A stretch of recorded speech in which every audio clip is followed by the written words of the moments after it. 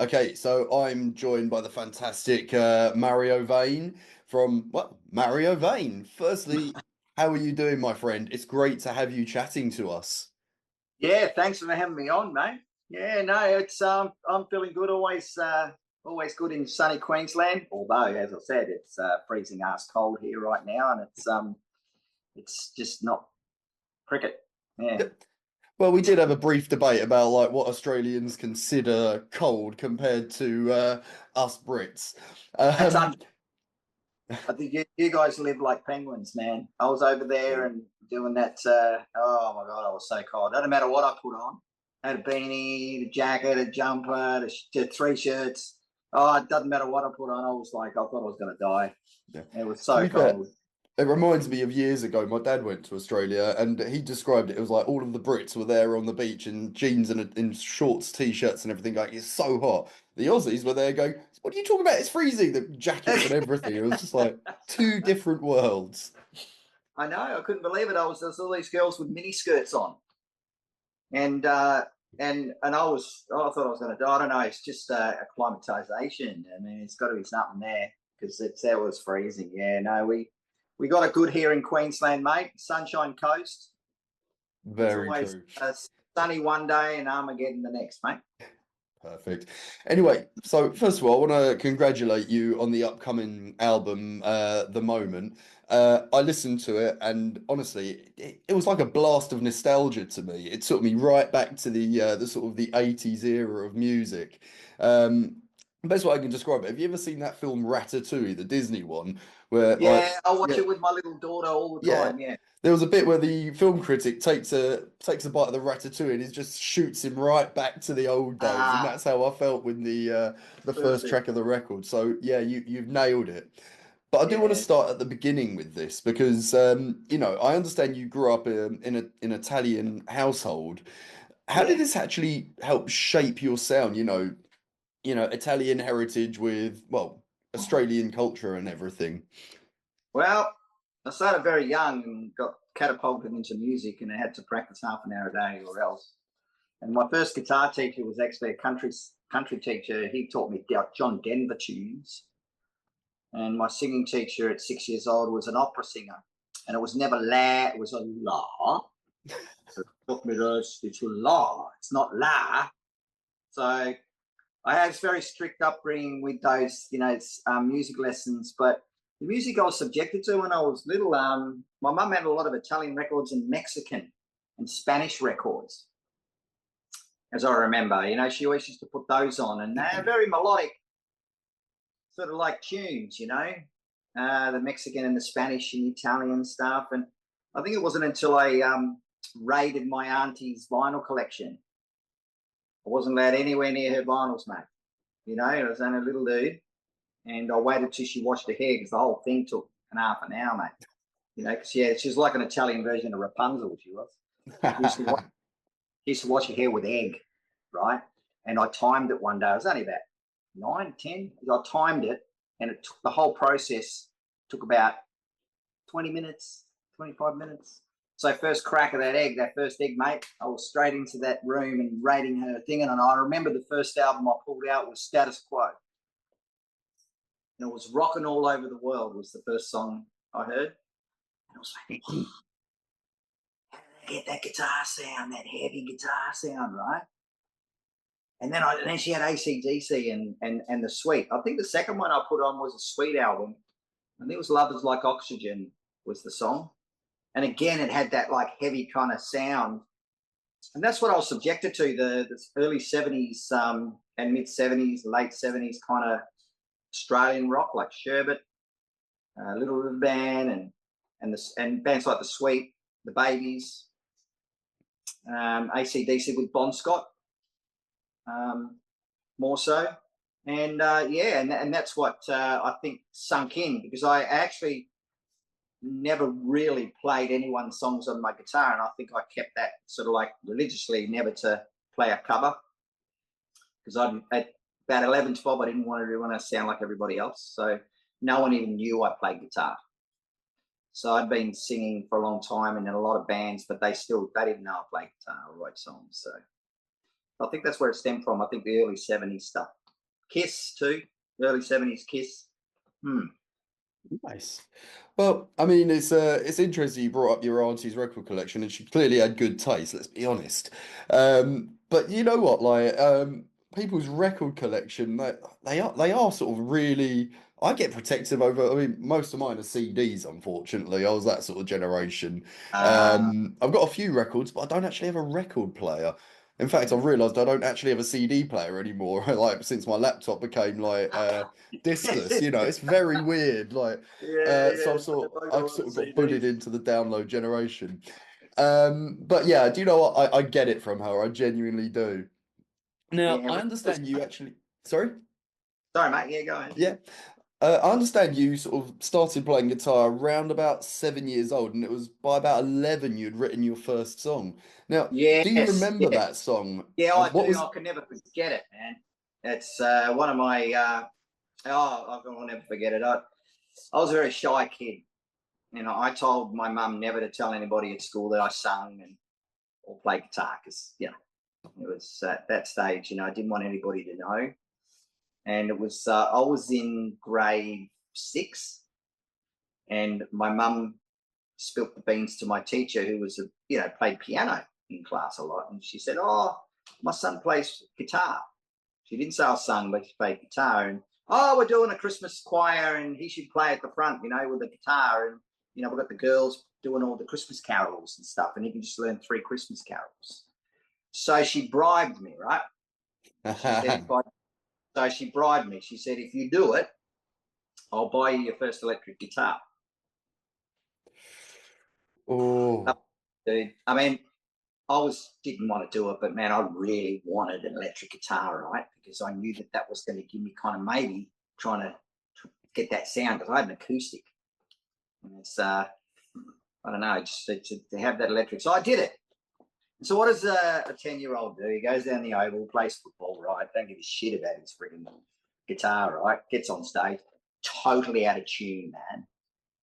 Right? Back then, it was like these little things. They didn't have one of them. There's like oh, the triangle. the A, you Yeah, know. I know what you mean. It's like not the electric tuner, mate. So the whole thing was out of tune. It was a disaster. The whole thing was an absolute mess. Girls sang out of tune because I was out of tune. Everyone was out of tune. Even the triangle guy was pissed off, you know. But my mum was at the back and she was crying because she's so proud because I did it. And then it dawned on me, these girls in the front, they started smiling. And I thought, hang on, this is pretty cool. Even though everybody hated my guts at that point, teachers wanted to expel me and all that sort of shit. I got my first girlfriend, right? From that gig. It was the shittest gig ever in the history of rock and roll, mate. But I got all right. And I wrote my first song for her. Nice. Called Forever, mate. So I showed her the song, and the lyrics were, about kind of like, love you, babe, but I'd rather be playing with my friends, And that's the kind of vibe. And she wanted to play with her friends. I'm not playing with my friends. And it's like, well, better, we play with their friends and give it a miss. She was like, oh, after everything we've been through, I'll never forget it.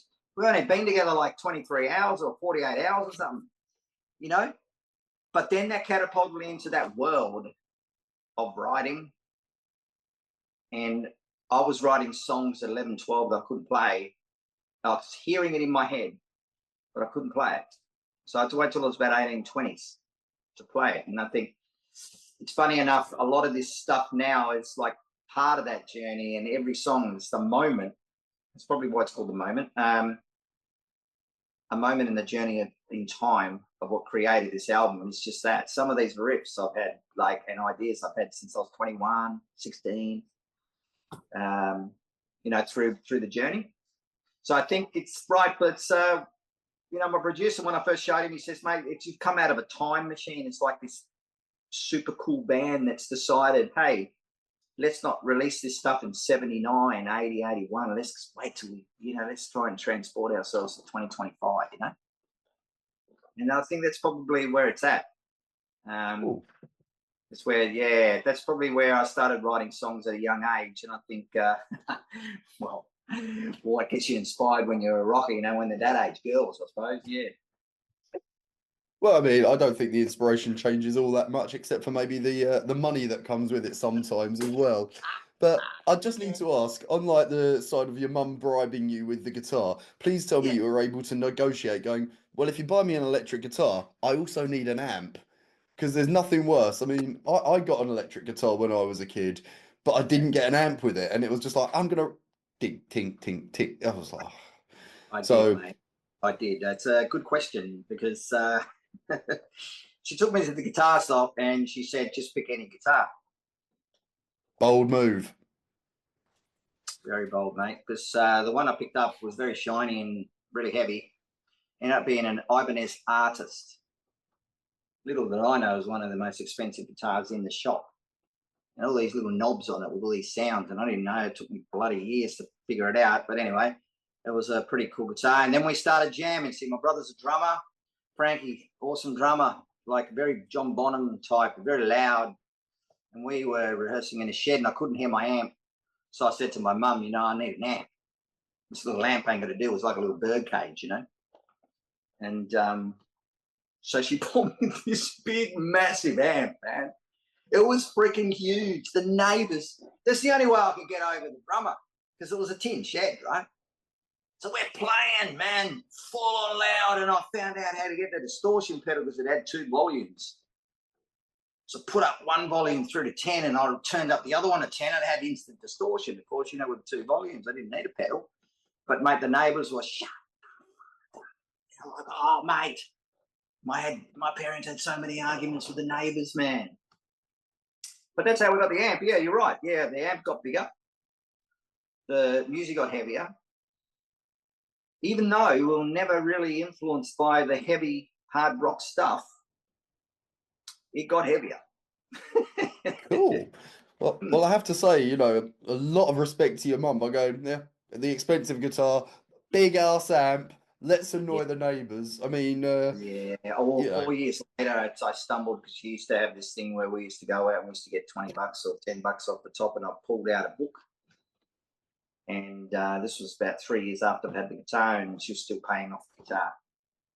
I found the book and payment book, so it was an expensive guitar, and that's what my parents were like. You know, they were very supportive with music. They were musicians themselves. My father was an opera singer. Um, my mum was a classical pianist, and she also played the piano accordion. Very, very, you know, very musically inclined, and saw some signs. You know, my sign apparently when I was born, doctor come out to the old man, and you know, doctor gave me a good old slap, and he says, "Mate, I've never heard a scream like that apparently." And then he told him, "I think your son's going to be a singer." And I think my brother got, we all got given these little drum kits, these little tiny little things, about the big. So the 3 of us got these little drum kits. I threw mine away, and my older brother threw his away. The drummer brother Frankie, he collected them all and created this big massive drum kit. nice. My parents like, he's got to play drums, right? Look at that. So he ended up being a drummer, and they were very like that, my parents. And I'm very blessed to. So I used to have really long hair, and it was really, really not cool in an Italian family because everybody was like, look at their hair. And it's like big, long, dangling earrings. And we're allowed to have long hair and earrings and play hard rock and roll as loud as we wanted to in the lounge room. So it's probably thanks to them that we continued. And otherwise, we probably would have got killed by the neighbours, mate. Yeah. Well, you're still here, so I'm very thankful for that. So I want to ask you about like the debut single, Rock and Roll Day. Now, it had some really good traction. How did you feel about the support it actually got? I mean, did you actually expect it to get picked up and played, you know, on radio stations and so on the way it Oh, that did? was that was a blowout. That was 8 weeks on Planet Rock, Yeah. and yeah, that blew me away. And that just it proved that when I wrote that song, actually my 10-year-old daughter, they come up with the name. Because it was a perfect day or some kind of day, and I was riding my Harley up in the mountains, and I was thinking, oh, it's a beautiful day today. And I feel like writing a song, you know. And it wasn't until I got in the car and I was trying to figure it out, and she's muttering some words under her breath while the riff was playing, and she goes, "It's a fucking roll day." What was that? She goes, it's rock and roll day, Dad. It's like Daddy Day. And I thought, you're a genius. So that's Brilliant. where it came from. And I think from my first moment, I wrote that song and I thought, kids love rock and roll, man. And people are missing that kind of thing, And I think the timing's right because, music never ages, right? It's sometimes never heard. Yeah. And it's the radio and all that, they manipulate it, they change it, they make sure no one hears it because it costs too much, right? So I got to break down some walls, but we're doing all right with rock. We did all right with Rock and Roll Day. And that was amazing. I was blown away completely with the love we got from that one. I wasn't expecting that. I was expecting something, but not that. Cool. Now, I do love the fact that it was actually your daughter that came up with the title, essentially. I love the fact that you were openly admitting to plagiarizing your daughter's writing skills there, but it's brilliant. Can I just ask very quickly, like, with your daughter, are you going to be encouraging her to follow, like, her dreams, be it music or whatever she wants to, given, like, I hope she will have some talent like you? Well, I don't encourage my kids I encourage my kids to be who they want to be. Yeah, well, that's what I was going for. Yeah. Yeah. I know the music industry, I wouldn't wish my kids on the music industry unless they really, it's changed and it's just I always say it's like climbing Mount Everest in your undies, mate. Now, Yeah. And so to get heard, with all this new age media and this bloody algorithm on Instagram and bloody algorithm who decides there's some kind of like Dalek or something from Doctor Who or something, the algorithm that decides you are not worthy. You need to spend more money. You're not heard. But with my kids, they've become artistic in a different way. So my daughter is like very gifted with art, writing and stuff, and she comes up with cool ideas. So I would sort of be sitting with her playing guitar, like I'm doing now, and she'd come up with this really cool idea. I'm thinking, gee, that's a pretty cool. So she's very quirky, and so she's got it in her. But I always leave it up to them to decide what they want to do because I'm proud of them no matter what. So amazing. Now, it's interesting what you said about the music industry because you've really got to have a very thick skin to actually survive in this area. I mean, just speaking from my own experience, I do this sort of thing, the interviews, like the websites and everything. A lot of people, why don't you just quit your day job and do this? I was like, do you think I'm going to make money enough to survive? I'm not one of those like 1%. So it is a tough area to work in. But things have evolved in the music world, and I want to ask you, do you think they've evolved for the better, where before it was very much you have to impress specific people, record executives, radio station managers, and so on. Now, things have opened up quite a lot more in that people can get their work out there. But you are right, there are algorithms and things like that that also act as a blocker. What do you reckon was the easier time for musicians? Well, it goes both ways. So nowadays, it's easier to get all that stuff on Spotify. Anybody can put anything on Spotify, right? And but it's harder to make money. If you're a really good artist, it's harder because of that. It's so congested to sift through all the crap to try and get heard, right?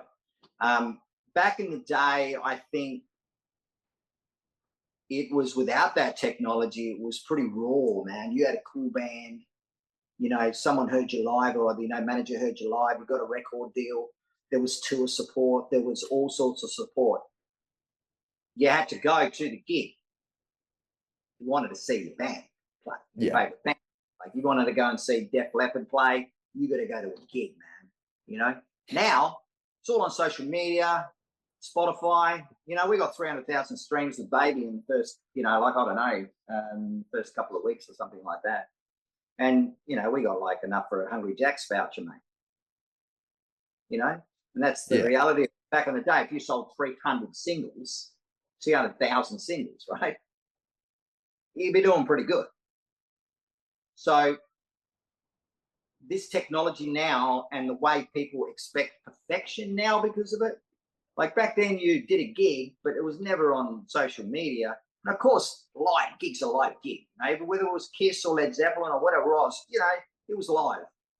Now they pencil out every bit where the singer's slightly out of tune, and you know, can't sing. Oh shit, you know, like the live thing is disappearing because of technology. The people playing an instrument is disappearing because of that technology, because they can get machines to do all that stuff now. You know, you can get machines to kind of even write. AI now is writing songs for you. You can give them an idea and they'll write you a song. I mean, 9 times out of 10, it's going to be pretty cringe, right? Yeah. But still, what's it going to be like in another 10, 15 years? So,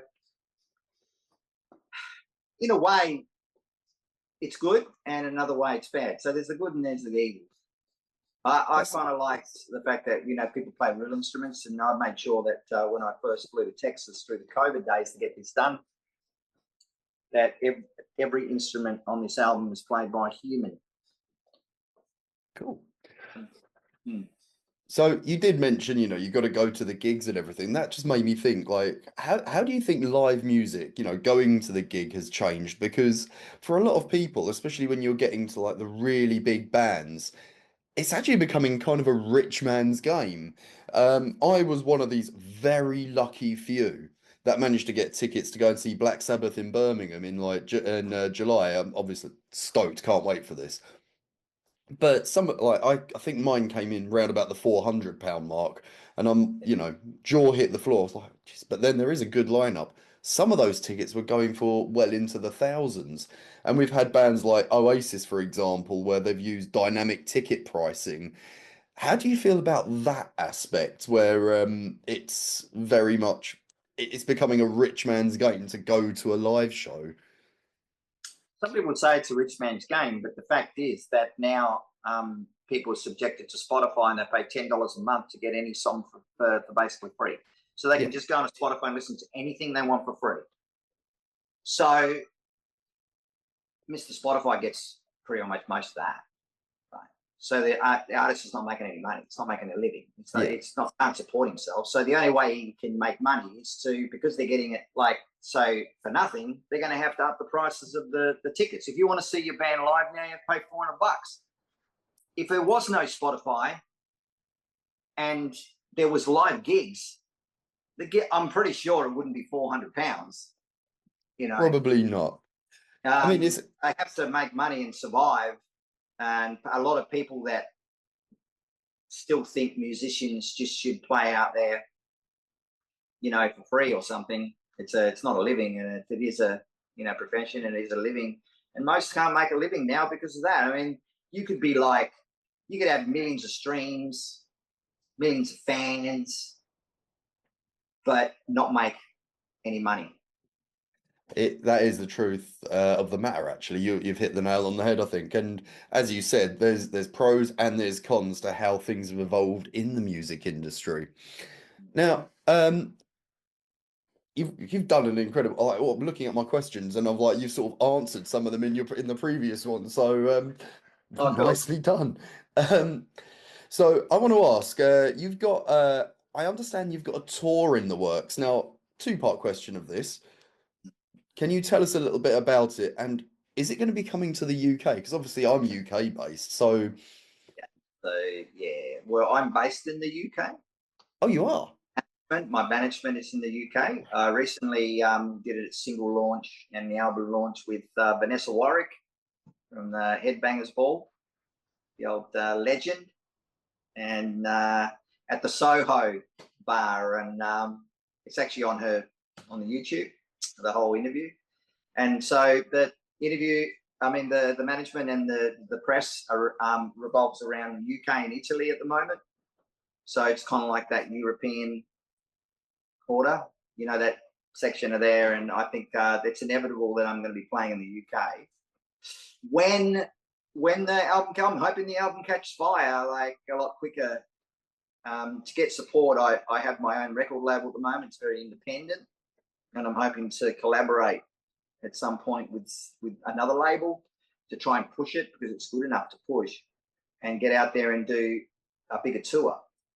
But being based in the UK, even though I live in Australia, it's going to happen. Yeah, and I'm looking forward to it too because I love the UK. Cool. Now, I've only got one more question for today. Sorry, go on. You guys got to get scar. I love people with good sense of humour. You know, it's like I've always played with British and Irish and Scottish musicians because I always get a good laugh, and that's the best thing. That's when you produce your best stuff. You know, if it makes you laugh, mate, you know it's good. So perfect. Now, excuse me. As I said, I've only got one more question for you, and I always like to end on something a bit light-hearted, and it's a little segment. You've probably answered this sort of question thousands of times in interviews, but I call it Tales of Touring Terror. Now, I know bands have been on tour, crazy things have happened. You know, I've been told, sorry, I'm not sharing that, might go to prison, that sort of thing. But have you got anything that you want to share? Some funny story, some I'll tell you what, nasty story or something like that? That is really difficult. There's been so many. I mean, so many funny things happen. I'll pluck one out of my ass, man. There was one time this one. We were doing a gig, and it was at a club. Okay. And we didn't know much about this club anyway. We're just club touring and stuff like this. And we're playing this pub and there was nobody there. And we thought, you know, it's no one here yet. So, you know, what do we do? So the mixer girl, she pulls out a little spliff, you know, a little joint. And she goes, you want to come at the back and, you know, have a little bit of silver? So why not? Anyhow, we went at the back there. I don't know what she laced the stuff with, man, but we just got obviously absolutely blown to pieces with this freaking little spliff. And anyway, after about, I think we're in there about an hour, and the guitar player looks out and he said, dude, it's full. It's like this club's just gone full of people. And it's like, you've got to go on. And so we're out there and we couldn't find the bass player. He disappeared. So so the bass player disappeared. We didn't know where it was. So where has he gone? Where did he go? He just literally disappeared, mate. Couldn't contact him. Didn't know, went outside, couldn't find him. So we thought, look, mate, we're going to have to think quick. So I got one of the roadies, right? We said, dude, you're going to have to, because his bass was up there, you're going to have to go up there, grab the bass. You're not going to have volume. All you have to do, right, is sing the backing vocals. You've been to our shows a lot. You know the songs. He goes, yeah, man, I know the songs. All you have to do is pretend you're playing. The keyboard player is going to play bass. Okay, so don't worry about it. So the keyboard player said, don't play keys tonight, mate. Play the bass. So we started the show, and you could imagine, right, the keyboard player. This guy was like, you know, it was like bark, right? That's how good he was, right? And of course, what does a keyboard player do, mate? When he goes, oh, bass, like Pistorius, mate, like Jack Bruce, and this made and because he was stoned, it made things worse. Oh, no. Because he was playing like unbelievable, like they say. Anyway, after the gig, everybody was saying, man, I've got to tell you, mate, that bass player is the best bass player I've ever heard, mate. Right? Okay. And we're going, oh, yeah, okay, yeah. So next day, the management, it's the people, like, we found out bands were trying to contact us to find out who the bass player was to do session work in the studio.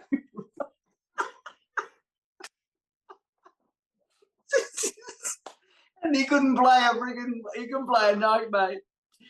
And so he ended up being like, he was the big, like, thing of the show. Like, and he wasn't even a bass player. And then we found a bass player, and apparently he got lost. So he just went home. So. Oh, so what? Sorry, what happened to your bass player? Where did you end up finding him? Where did he disappear to? He got lost, mate. He went out. He got lost, and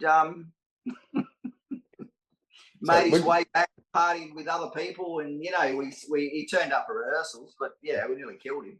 When you say got lost, I've just got this image of like when in the Spinal Tap movie, when they're like, right, we're going to the stage, and they get lost, like, trying to find the actual stage in the venue. Yeah, he didn't turn up. He just got lost. He walked out. He was going for a walk or something, and just then, you know, get drink or, you know, have some more stuff with other people, and he's just disappeared, mate. He's just trying to come up with a million excuses that he couldn't even remember where he went. Well, it was obviously strong stuff, but it is the rock and roll lifestyle. What can you say? Yeah. But it was really funny though. It was a good gig. I mean, it was pretty funny that the bass player ended up like, you know, so many people wanted him in the studio for session work, and it's like this guy couldn't play a note. So yeah, that's probably just one out of my just one of those funny moments. Well, Mario, I want to thank you so much for chatting to us today. Your album, The Moment, it's out this month. What's the date? Is it the 23rd of May. 23rd? So I was like, it's not the 16th, it's not the 31st, and I couldn't. My brain wouldn't not let me work out the middle date of those two there. But 23rd of May. Now I've got Amazing. limited vinyl, numbered vinyl, only 150 up for grabs. So that's on the Linktree and Instagram. They're selling pretty quick. So grab your vinyl. I mean, it's always about vinyl. You know, I love vinyl. Nothing sounds better. And it's a craze. You know, a lot of the teenagers, a lot of people getting back into vinyl. They're getting record players, and it's a cool thing. You know. Yeah. It will be available on digital. It will be available through, you know, on CD, believe it or not. So you can add one of your CDs, mate, without a CD player. To be fair, I want to get myself a record player. I've got about 4 or 5 records, no record player. It's like the CDs, no CD player at the moment. It's shockingly bad. You've seen the new record players now? They're like smaller. Yeah. They've got these little speakers that they blast out, mate. Yeah, they're pretty cool. They're retro things. They're very cool, man. And it's catching on, because a lot of that rock and roll is missing in the world. You know, world needs love, and the world needs more rock and roll, mate. What a great sentiment to end on. As I said, Mario, it's been a pleasure. I'm going to go and enjoy the rest of my day. I think it's heading into the evening for you. Like, this was the funny thing, like trying to arrange an interview time. Yes, mate. See, a bit early for me, I can't lie. So, you have a good one, sir. Thank you very much. Me. Awesome, Damian. Thanks for having me on, mate. You rock. Thank you. Awesome. Take care, buddy. Bye. Cheers, man. See you, mate.